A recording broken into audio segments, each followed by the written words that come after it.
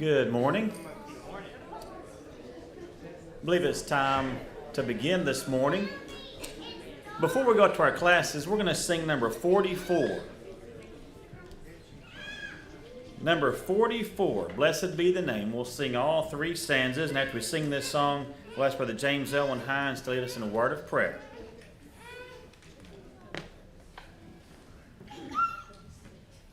All praise to Him who reigns above in majesty supreme, who gave His Son for man to die, that He might man redeem. Blessed be the name, blessed be the name, blessed be the name of the Lord. Blessed be the name, blessed be the name, blessed be the name of the Lord. His name above all names shall stand, exalted more and more, and on the Father's own right hand, where angel hosts adore. Blessed be the name, blessed be the name, blessed be the name of the Lord.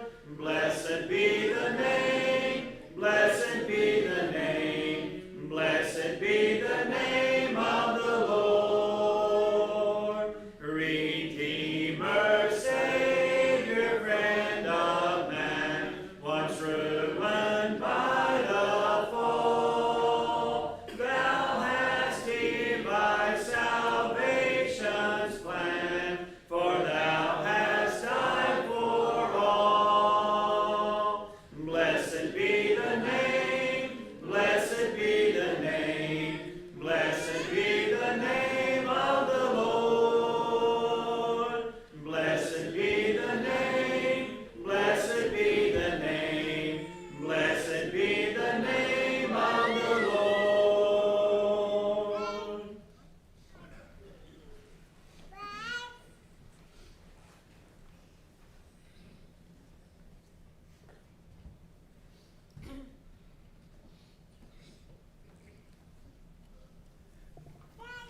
Father, we are indeed thankful that we have this opportunity on the first day of the week to come together and to worship Thee and to study from Thy Word. Father, as we enter into this period of Bible study, help us do so with open hearts and minds to accept those things that You are taught in accordance with Thy Word. Help us to study to see if they are indeed in accordance with Thy will. And if they are, help us put them to use in our life and help us to reach out to others to teach them also. In Christ's name we pray, amen.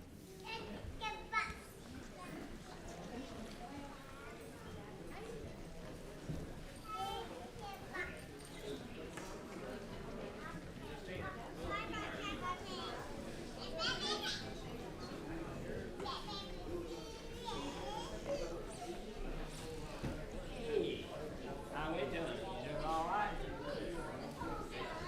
Hey, old buddy. Hey there. How you today? That way.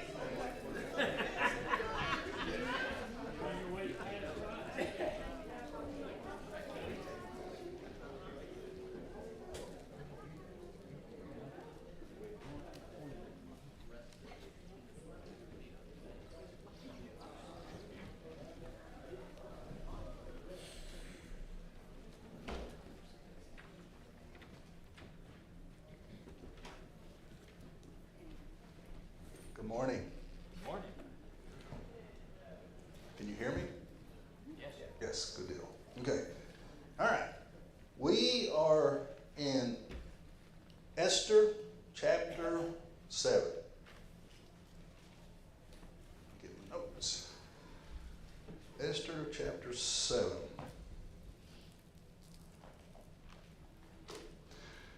Next Sunday, you will be getting a good teacher. No.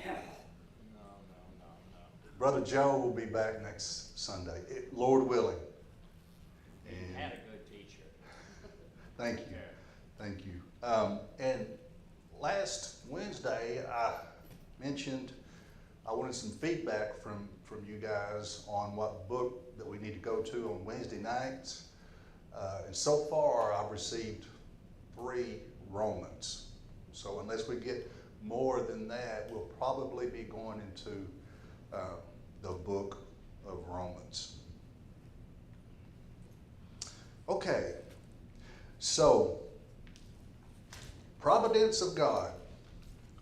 As we read the book of Esther, we can go all the way back to chapter 1 in the beginning, and you can see God's plan with King Ahasuerus having the banquets of 180 days, showing his power, his how big his empire was, and then the 7-day, 1-week banquet.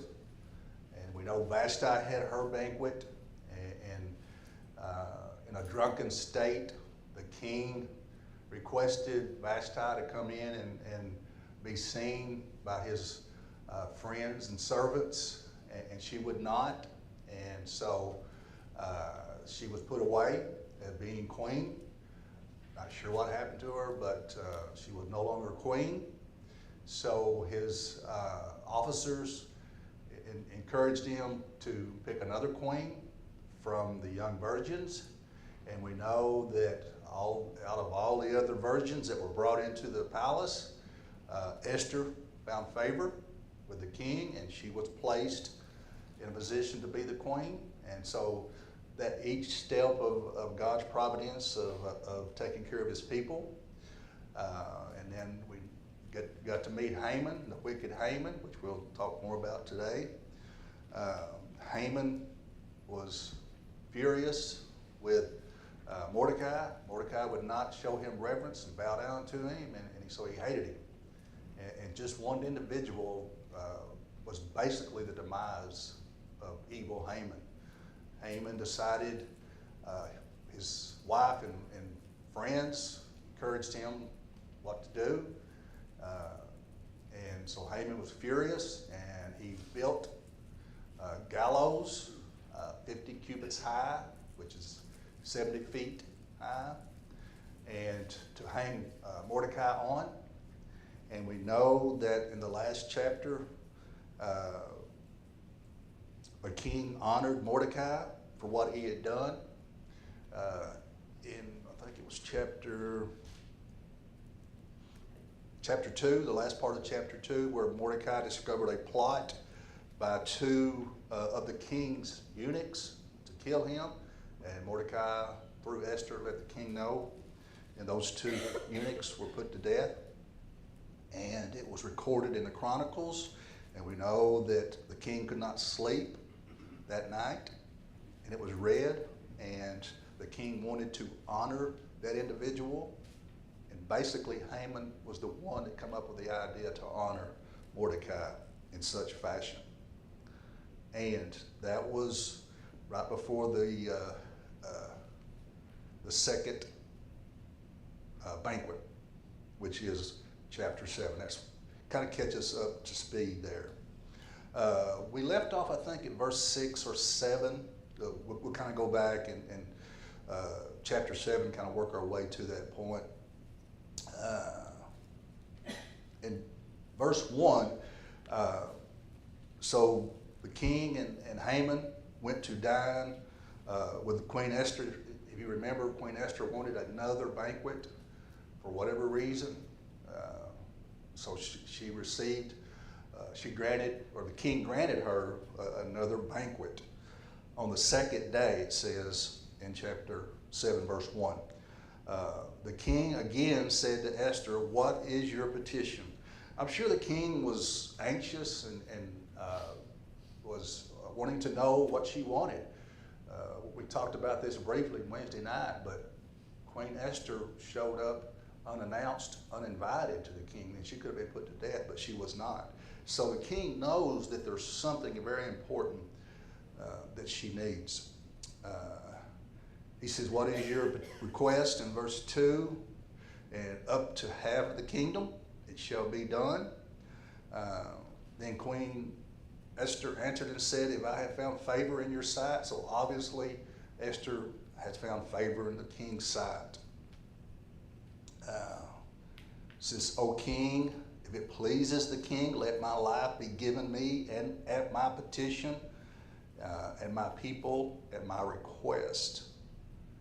For we have been sold, my people and I, to be destroyed, to be killed and to be annihilated. And she also points out that had we been sold as male and female slaves, she wouldn't have bothered the king with that. She said, I would have held my tongue.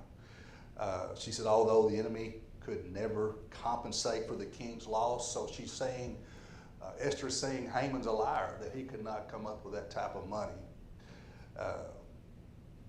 And verse 5 says, so the king answered and said to the queen, who is he and where is he? Okay, so this gets his attention, and this is where it's kind of where we left off in verse 6. Let's read 6, 7, and 8. 6, 7, and 8.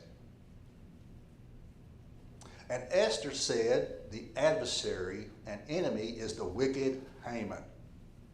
So Haman was terrified before the king and queen. Then the king arose in his wrath from the banquet of wine and went out into the palace garden. But Haman stood before Queen Esther, pleading for his life, for he saw that evil was determined against him by the king. When the king returned from the palace garden to the palace of the banquet of wine, Haman had fallen across the couch where Esther was. Then the king said, will he also assault the queen while I am in the house? As the word left the king's mouth, they covered Haman's face.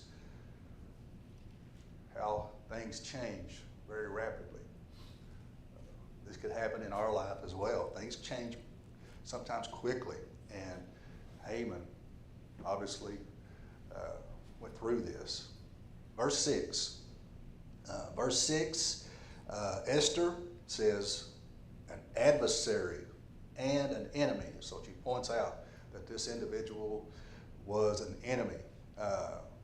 Indeed, it had been Haman who had concocted this evil story about the Jews because of Mordecai. One man caused Haman's anger, and he was the one, the enemy that had concocted this big story about the Jews and advised their destruction. If you recall, he never did tell the king what people it was. So now, obviously, the king knows who the people was. But at that time, when the decree was put out, the king did not know. But on Haman's instructions, the king's ring had been given to Haman, and when Haman sealed it, and he had the authority, once this decree went into law, it was law. Esther plainly charged Haman with this right in front of his face, right before him. So he was there. She said, it is he that has designed our murder, her and her fellow Jews. And in a sense, she brought the king in with this because he gave the authority to. She didn't mention the king, she didn't blame the king, but she kind of brought him in with it. And maybe that's the reason he stormed out. And Haman is soon, quickly apprehensive. He knows his life is in danger. And it was fear that was brought to him by basically Queen Esther. And in verse 7, the king here retires basically in anger. We can understand that. Sometimes we get angry, we storm out. Sometimes it's a good thing to go kind of clear our heads and think things through.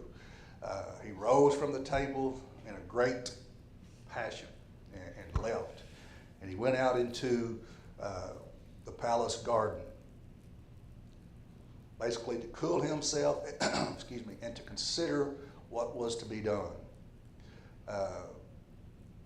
Which was good because to this point he has really not done something like this as far as wanting to think things through. You know, he didn't think things through when he requested for Vashti to come in and parade around in front of the drunken men, and he didn't think things through when the decree or edict was put together by Haman.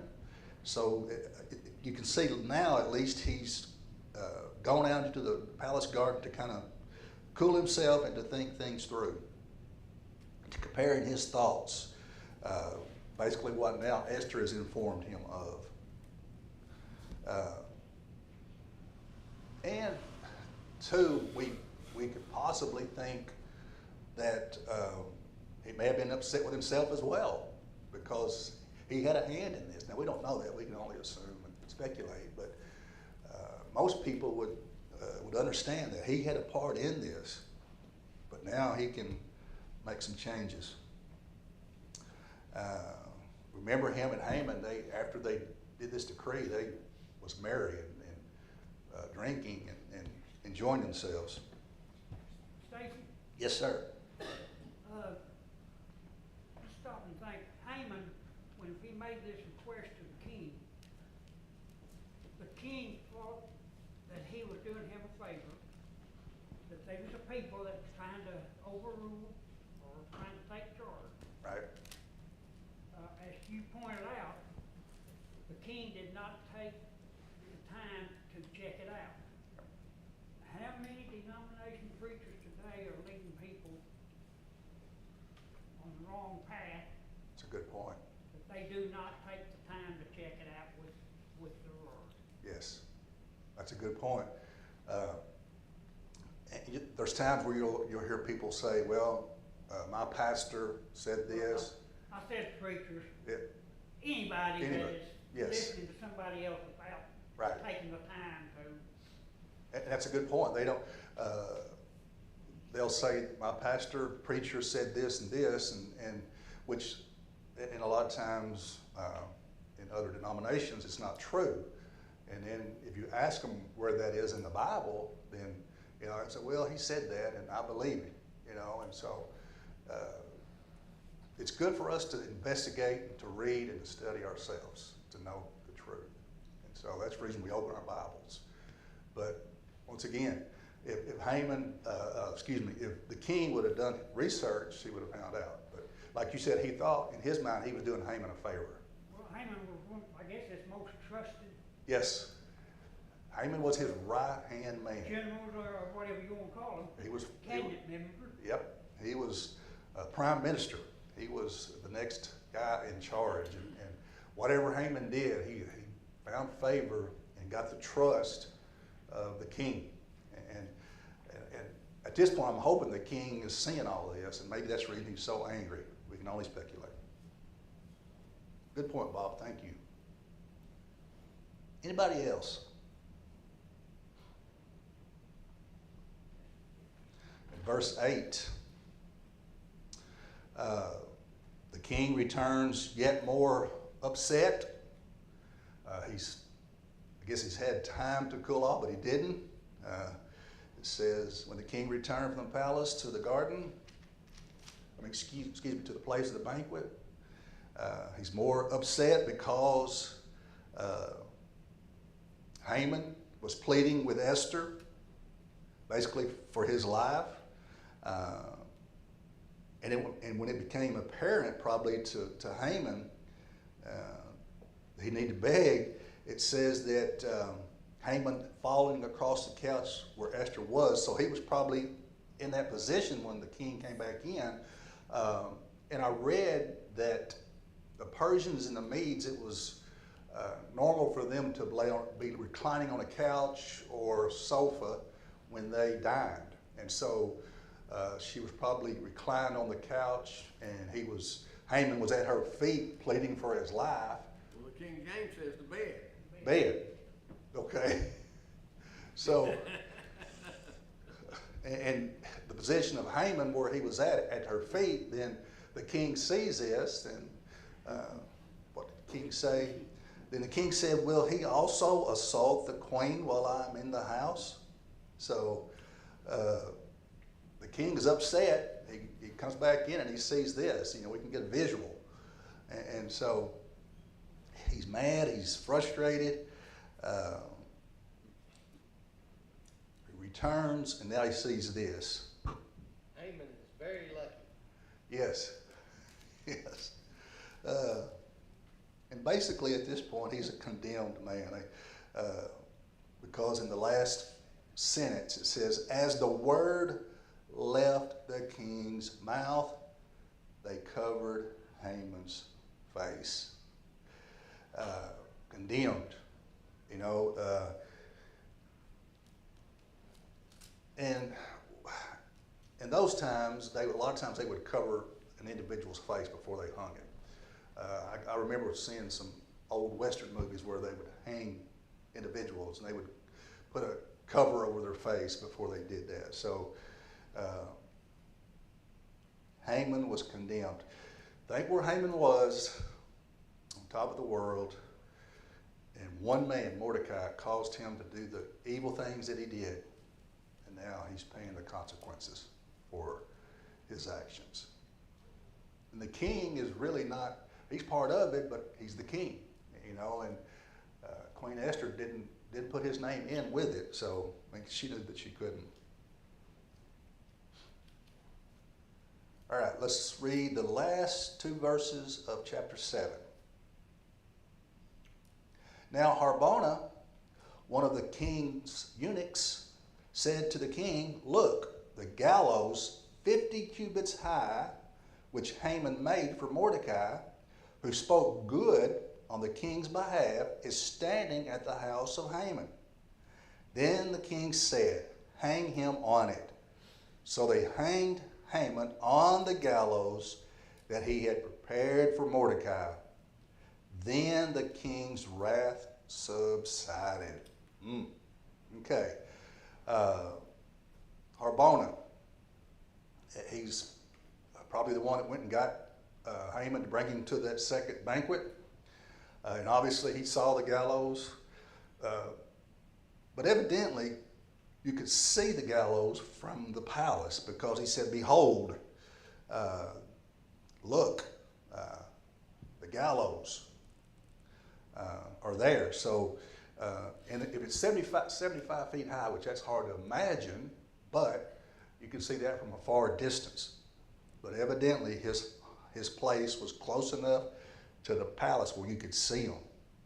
Because Harbona said, behold. And he said, the house of Haman.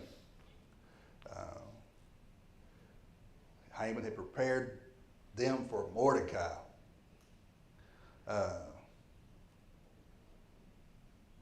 And the king said, hang him on it.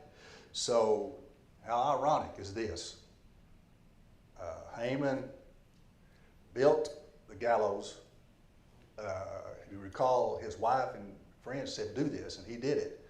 And he was so excited going back to see the king and how things changed from that point. He was rich, had everything, had power. He was about to get rid of the one individual that he hated, that was a thorn in his side. Now how things have changed 180 degrees against Haman. Stacy, unless I've misread something, this gallows was made overnight. Yes, and just overnight, yeah, because he did this the night before the banquet, basically. So he must have had some good servants and good carpenters to do this, especially at 75 feet high. You know, it's hard to imagine. You could only think. I can't even think of anything that's 75 feet high except the building. Well, when we think of a gallows, we probably think of some of these old Western shows we've seen where they build this elaborate place. Yes. This might not have been nothing more than a tree pole hung across two trees. True, that's true. Yeah. We're not told. And Haman's thoughts, he probably wanted to make sure that everybody would see as Mordecai hung upon this gallows from far away. And you probably could, but now he's the one that's being hung on the gallows that he built. So how fortunes change. Any comments on chapter 7? It's only 10 verses, but there's a lot there. As you read throughout the book of Esther, there's application to us to this very day. Just as Haman was on top of the world, and now he's not. Things can change rapidly. But once again, we're looking and seeing with our eyes the providential care of God for his people. It's not mentioned in this book, but you can see it as we read. Okay, chapter 8. Chapter 8.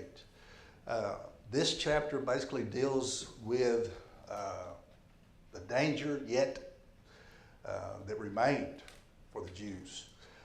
Haman, yes, he was dead, and that danger is gone, but the decree which he had devised was still in effect. It was backed up by the power of Persian law. That meant that all the Jews within the Persian Empire were still subject to general slaughter. They were still subject to being put to death, and men, women, and children, and the confiscation of their property as well on the 13th of Adar, which is still a few months away from this point. And the 13th of Adar, we talked about this. I think would be in mid-March for us. And at this point, something had to be done. I mean, Haman has been done away with. He has been hanged on the gallows, but the threat still at this point remained. And we get into chapter 9 where the Feast of Purim was put in. I think the Jews even recognize the Feast of Purim even to this day. I read that, but I don't know any Jews. So, all right, chapter 8. Let's read. The Jews observed it as a memorial of the liberation of the Jews from the penalty of death.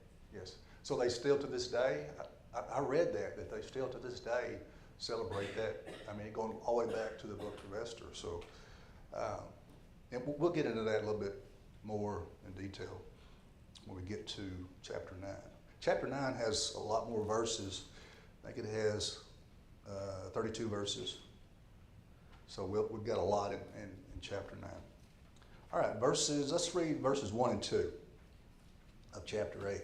On that day, King Ahasuerus gave Queen Esther the house of Haman, the enemy of the Jews. And Mordecai came before the king for Esther and told how he was related to her. So the king took off his signet ring, which he had taken from Haman, and gave it to Mordecai. And Esther appointed Mordecai over the house of Haman. Okay.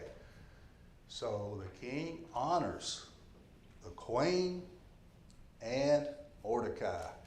The house of Haman, the confiscation of goods and properties of this condemned, accompanied the execution of Persia,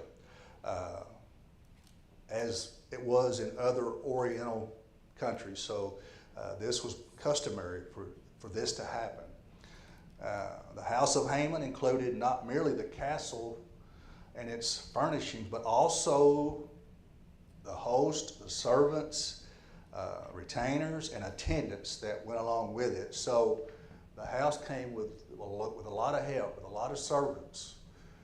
And so just think of those servants that were serving Haman And now they would be serving Mordecai and Esther. Basically, the king gave this vast estate. We know that Haman was obviously rich and powerful, but he gave this vast estate to Esther. And then she turned around and gave it to Mordecai. But she did actually even better than that, even more. She placed him in absolute control of the estate of which Haman had. And basically the dignity that went along with it. So how things change. You know, Mordecai was always at the gate, never bowed down to Haman. Haman was in charge, man with all the power. Well, now they have. Now Mordecai is that individual. Now Mordecai is not the same person that Haman, the evil egomaniac, was. Okay, so 4 points here. Haman's vast properties were bestowed upon Esther. Mordecai was given the management and control of them and the estates. King Ahasuerus bestowed the office of prime minister, basically was kind of what Haman was, upon Mordecai. When he gave him the signet ring that had been worn by Haman. So that was important too, because it was the authority. The ring gave Mordecai the power to seal documents and to convey with them the authority of the law. It was natural, perfectly natural for the king to bestow this great authority upon Mordecai. We know that he honored him earlier in this last chapter. Also, he had learned that Mordecai was the foster father of the queen, which he was her cousin as well, but we know that Esther's parents were deceased, and so Mordecai took over as being a father figure to the queen.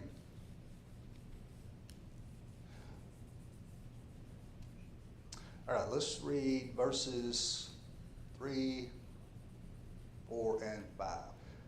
Now Esther spoke again to the king, fell down at his feet, and implored him with tears to counteract the evil of Haman the Agagite and the scheme which he had devised against the Jews. And the king held out the golden scepter toward Esther.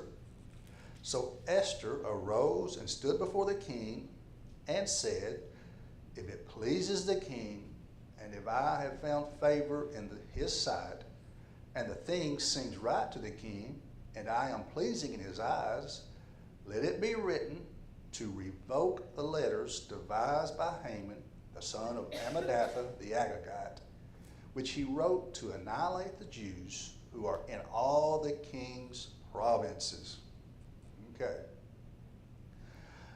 Okay. Haman, the chief enemy of the Jews, was hanged. Mordecai and Esther and their servants were basically safe at that point. They weren't going to be killed, but many others that were of Jewish descent of the king's empire would be put to death, all of them. And we can assume that there was a lot of Persians that did not like the Jews. They hated the Jews, so they were waiting on that particular day set forth to annihilate the Jews. So the rest of the Jews were exposed to the decree that was written, and the enemies, the Persians that they appointed, would kill the Jews. And I remember the point, I think Wayne made this point, the Jews could not defend themselves, so they were just laid to slaughter. They could not defend themselves according to the decree. And it says, verse 4, and the king held out to Esther the golden scepter once again. This seems to imply that that the queen had come uninvited again to see the king, because when the king did that, that was meaning that he was accepting you coming in to be uninvited. He's accepting you for your petition. So once again, he held out his golden scepter. She touched it. And this shows the deep love that Esther had for her fellow Jews, for her to do this. You know, obviously she was saved at that point. The king wasn't going to let Queen and Mordecai be put to death. So, but she knew that her kindred, her fellow Jews, were still in trouble. She showed much affection. It said she fell down at the king's feet and besought him with tears. She fell down and begged with tears for the deliverance of her people. And she expresses this request with great submission. She says, if it please the king, and if I have found favor in his sight. And again, if the thing itself seemed right and reasonable before the king, and if I have that asked it be pleasing in thine eyes, let the decree be reversed. And Esther pretty much knew she had favor with the king, but this is the humbleness of Esther. By presenting, once again, her petition in a humble state. If it pleases the king, if I have found favor in thy sight, and let the decree be reversed.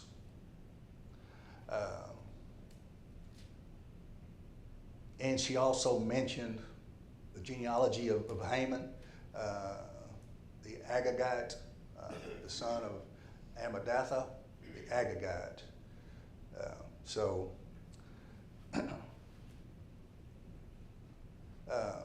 But here's the thing. She wanted him to reverse it, but the letters, the decree could not be reversed. Once Persians and Medes, once they put a decree in law and it was signed off with a signet ring, that's the authority and power of the king, it could not be reversed. It was there. And I don't know why it could not be reversed, but they stuck to that. It could not be reversed. But now something else could be written, another law, and be signed into power. So, but that particular one could not be reversed because, and it's a silly law, you know, there's always an exception to the rule and amendments, but they didn't have any amendments. They could make another law, but that was what the Persians and the Medes did. Law prevented the reversal. All right, let's do first 6, verses 6, 7, and 8. For how can I endure to see the evil that will come to my people, or how can I endure to see the destruction of my countrymen? Then King Ahasuerus said to Queen Esther and Mordecai the Jew, indeed, I have given Esther the house of Haman, and they have hanged him on the gallows because he tried to lay his hand on the Jews. You yourselves write a decree concerning the Jews as you please, in the king's name, and seal it with the king's signet ring. For whatever is written in the king's name and sealed with the king's signet ring, no one can revoke. Okay. She enforces her petition in verse 6. She says, for how can I endure to see evil that shall come upon my people? her fellow Jews. Little comfort can Esther have at this point, that knowing that although Haman is gone, he's been hanged upon his gallows, she can't hardly find any comfort at this point because she knows that decree has still got her people in danger. She says, how can I endure to see the destruction of my kindred that are so dear to Esther? And once again, this you can see the providential care through Esther. Esther obviously had a good heart and a good mind. She was obviously safe, but she wanted to help her people as well.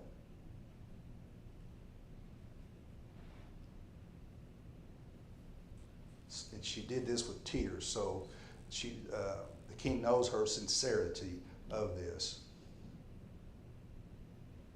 And in verse 7, you can kind of see that maybe King Ahasuerus is getting kind of maybe irritated, because he says to Queen Esther and Mordecai, indeed, I have given Esther the house of Haman, and they have hanged him on the gallows because he tried to lay his hand on the Jews.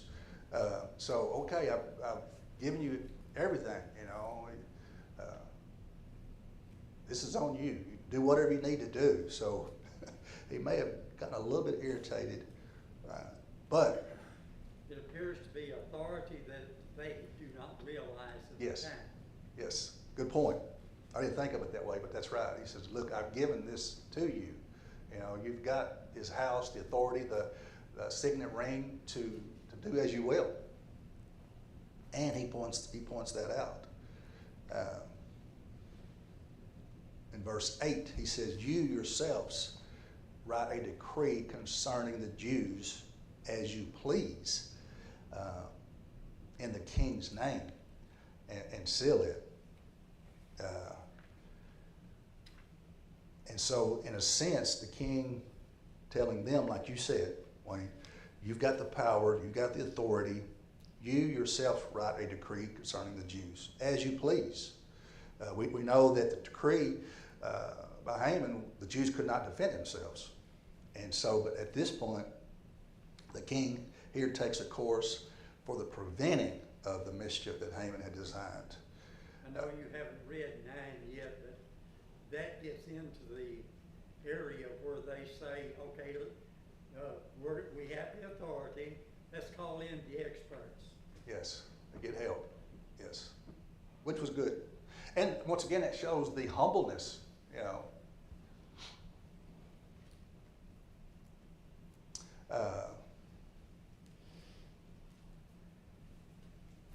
since the former decree could not be revoked or reversed,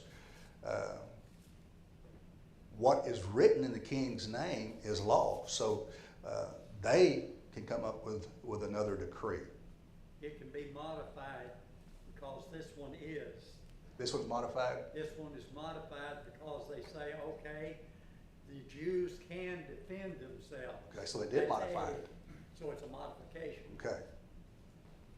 So they did think things through. Well, that's good. Now, I think I read where, we'll stop right there, get back to verse 8 and 9. I think I read that there was over 75,000 that were killed, Persians, not Jews. It goes a little more than just self-defense. Yeah. The Jews went on the offensive. Yes, and they could take all the spoils, but they did not. Thank you very